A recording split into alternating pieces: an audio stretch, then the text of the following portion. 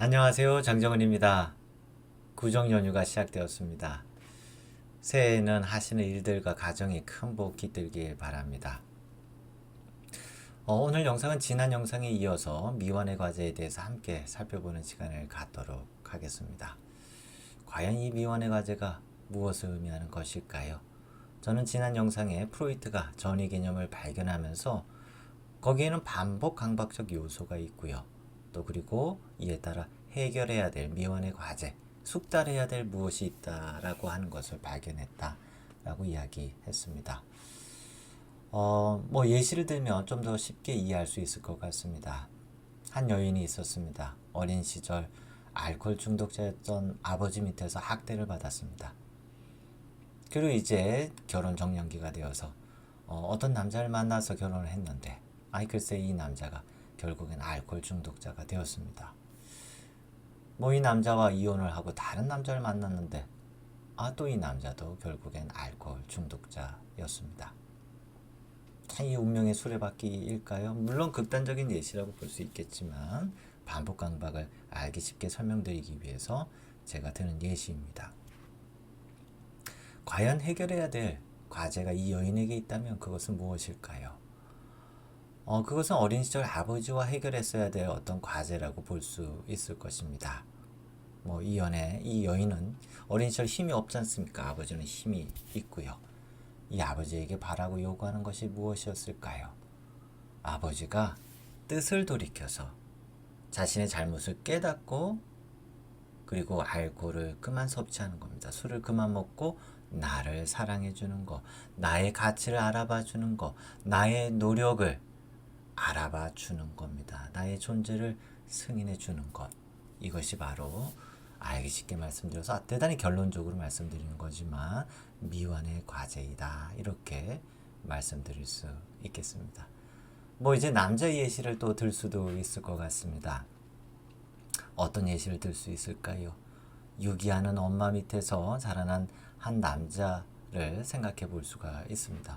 유기한다는 말이 조금 표현이 너무 부정적일 수 있겠지만 유기라고 하는 것은 우리가 언제든 경험할 수 있는 것이라고 제가 지난 영상에도 말씀을 드렸어요. 3명의 친구가 있을 때 2명이 공통의 관심사로 이야기를 나눕니다. 그때 나머지 한 사람은 유기되는, 즉 홀로 남겨지는, 홀로 내버려지는 그런 경험을 갖게 되는 거예요.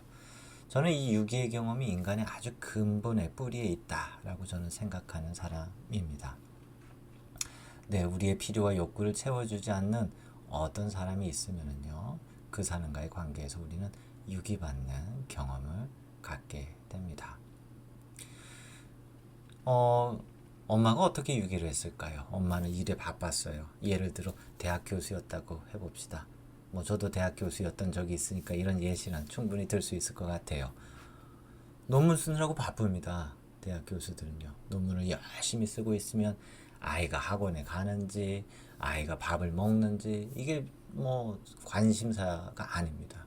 논문에 몰두하다 보면은요 아이가 무엇을 하고 있는지 신경이 잘 안 씁니다. 제가 만났던 어떤 내담자는 이런 이야기를 했어요. 자기가 학교에서 돌아오며 엄마에게 엄마 나 왔어. 근데 엄마가 뭐라고 하냐면 손가락으로 이렇게 이렇게. 네, 이게 무슨 말이냐면 저기 가서 씻고 밥 먹어라 이런 얘기예요. 이제 막 앞에서 논문 작업을 하고 있으니까요. 바로 이때 자녀들은 유기, 홀로 내버려지는 그런 느낌을 받는 거예요. 같이 있지만 가족이 같이 있지만 아이들은 자녀들은 종종 이렇게 유기되는 경험을 할 수가 있습니다. 제 독자들 중에는 또 어머니 아버지도 계시니까 이런 개념들을 이해하신다면 자녀들 양육하는데 큰 도움이 되실 거라고 믿습니다. 그렇다면 이 남자는 이제 결혼 정년기가 되어서 엄마 같지 않은 나를 그래서 관심을 가져주고 나와의 관계에서 늘 함께 해주는 그런 사람을 찾으면 될 텐데 어쩜 그런 엄마 같은 그런 사람을 골라요. 엄마 같은 여자를 만나게 됩니다. 관계에 무관심해요. 홀로 내버려지는 그런 경험을 많이 합니다. 혹 대학 교수를 만날지도 몰라요. 그 사람과 결혼할지도 몰라요. 나를 잘 챙겨주지 않아요. 계속 반복적으로 유기되는 경험을 할 수도 있을 겁니다. 우리는 이것을 어떻게 이해해야 할까요?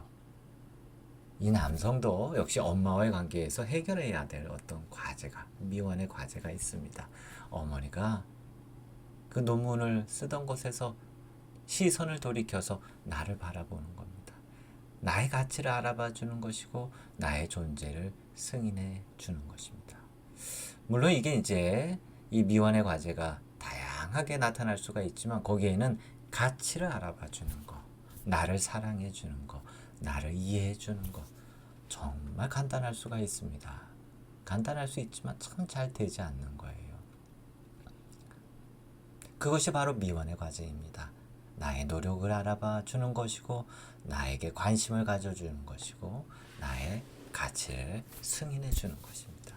이게 어떻게 보면 모든 인간의 이 뿌리에 있는 미완의 과제이다 라고 볼 수가 있습니다. 제가 지난 영상에 뭐라고 설명드렸냐면 그렇다면 결국 이 미완의 과제를 분석하는 것이 정신분석의 한 중요한 부분이 될 것이다 라고 말씀을 드렸는데 이것을 어떻게 해야 하는 것일까요? 네, 이 부분은 저는 하인즈 코언만큼 잘 다룬 정신분석가는 많지 않다라고 생각합니다. 물론 많은 분석가들이 이런 부분에 대해서 다뤘겠지만 하인즈 코엇이 전이에 대해서 새롭게 이해하면서요. 이 부분을 되게 심화시켜 다뤄가고 있는 것을 볼 수가 있습니다. 그것은 프로이트의 전이 개념을 발전시킨 사람 중에 한 사람입니다. 하인즈 코엇은 평생 동안 임상을 통해서 이 전이의 형태를 세 가지로 분류했는데 거울 전이, 이상화 전이, 그리고 쌍둥이 전이 이 세 가지로 분류를 했습니다. 공감이라는 방법론을 통해서 내담자가 상담자에게 필요로 하는 것, 요구하는 것, 그것이 무엇인지를 깊이 연구했었는데 결국 이 세 가지를 알게 된 것이죠. 거울, 이것은 무엇일까요? 거울은 이 내담자가 상담자에게 필요로 하는 것이 내 입장에 서서, 내 편에 서서 내 이야기를 들어주면서 나의 가치를 확인해 주는 것입니다. 나의 존재 가치를 승인해 주는 것, 이것이 바로 거울전이라고 볼 수가 있어요. 우리 자녀들이 부모에게 이 거울의 요구를 하게 됩니다. 나의 고유한 가치를 알아봐 주기를 바라는 거예요. 제가 미국에서 만났던 어떤 한 꼬마 내담자, 네, 그 꼬마 내담자가 참 귀여웠는데 제 앞에서 덤블링을 보여주겠다는 거예요. 덤블링의 시범을 보여주겠다는 것입니다. 벌써 그것이 어떤 의미인지를 알 수 있겠지요. 나 이만큼 잘합니다. 나 이만큼 할 수 있어요. 나의 가치를 알아봐 주세요. 라고 하는 그런 거울의 느낌을 갖고 있는 거예요. 하지만 그가 보여준 덤블링은 덤블링이 아니에요. 그 꼬마 아이가 할 수 있었던 덤블링이 얼마나 잘할 수 있었겠어요. 하지만 덤블링을 이렇게 살짝 하고는 제 앞에서 두 눈을 크게 뜨고 미소를 지은 채 바라보는 거예요. 그때 여러분 어떻게 반응해야 할까요? 그게 덤블링이니? 그건 덤블링이 아닌 것 같아. 그건 그냥 살짝 펄짝 뛴 건데 이렇게 반응하기를 바라는 걸까요? 네, 나의 고유한 가치, 나 얼마나 잘하는지를 알아봐 주는 겁니다. 그렇다고 해서 거짓말하면 안 되겠지요. 야, 참 너의 덤블링은 아주 특별한 내가 있어. 내가 이때껏 이런 덤블링은 본 적이 없는 것 같아. 이런 느낌으로 이 반영을 해주어야 되겠죠. 한편으로 내담자들은요, 상담자가 지혜와 지식을 갖추고 있는 사람으로 봅니다. 네, 나의 삶을 인도해주고 내가 나아가야 할 방향을 안내해주고 내 앞길이 가리워져 있단 말이에요. 그 가리워지고 혼란스러운 이 길을 밝게 등대처럼 비춰줄 그런 아주 훌륭한 사람이라고 생각합니다. 이게 바로 이상화전이에요. 여러분, 이 이상화전이는 상담자를 위한 것이 아니라 내담자 스스로 자신의 어떤 자기의 느낌을 유지하고 견고하게 하기 위한 아주 중요한 수단입니다. 자녀들이 부모를 위대하고 아주 큰 사람으로 여기는 것처럼 이 내담자는 상담 관계에서 상담자를 큰 사람으로 경험하는 거예요. 저의 어떤 슈퍼비전을 받는 한 상담자께서 이런 이야기를 했어요. 내담자께서 이렇게 이야기한다는 거예요. 이 선생님은 이슬만 먹고 사실 분 같아요. 이상화하는 겁니다. 저도 미국에서 분석받을 때요. 저를 분석해 주셨던 캐서린 리라는 선생님 참 이상화했습니다. 이분은 밥도 안 드실 거야 라는 생각을 할 정도로 이상화를 했던 기억이 납니다. 여러분, 이것에 어떻게 반응해야 될까요? 그 이상화를 여유 있게 수용해 주어야 합니다. 왜냐하면 이것이 나의 어떤 자기감을 유지하는 중요한 수단이 되기 때문에 그렇습니다. 저는 참이슬은 먹지만 이슬만 먹고 사는 건 아니에요. 이런 식으로 반응해서는 안 되겠죠. 반응을 해서는 안 될 것입니다.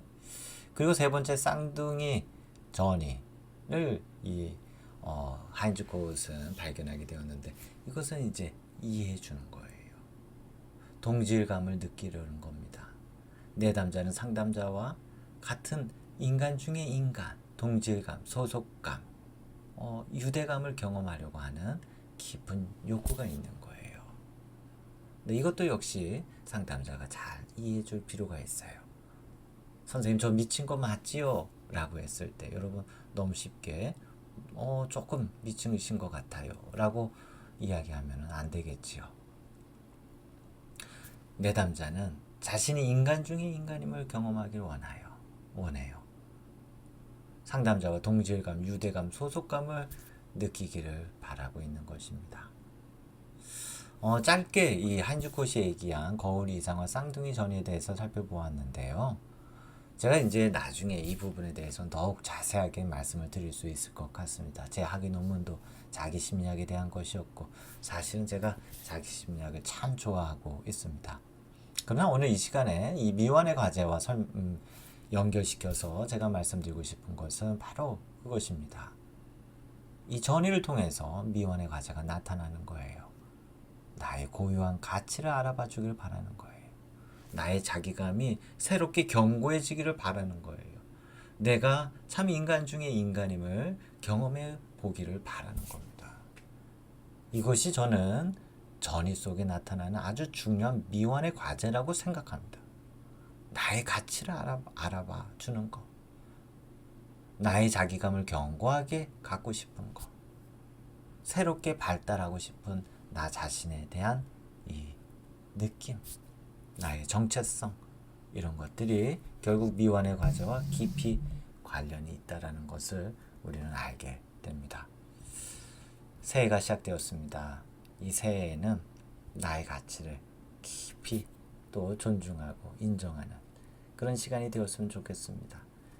내가 무엇을 좋아하고 내가 어떤 것을 잘하며 나는 또 어디에 있을 때 나의 고유한 느낌을 확인할 수 있는지, 이러한 것들을 올해는 좀 더 많이 경험하면서 우리가 해결해야 될 어떤 미완의 과제를 하나씩 해결해 보는 시간 가지면 어떨까 싶습니다. 영상 끝까지 들어주셔서 감사하고요. 저는 또 다음 영상에서 찾아뵙도록 하겠습니다. 감사합니다.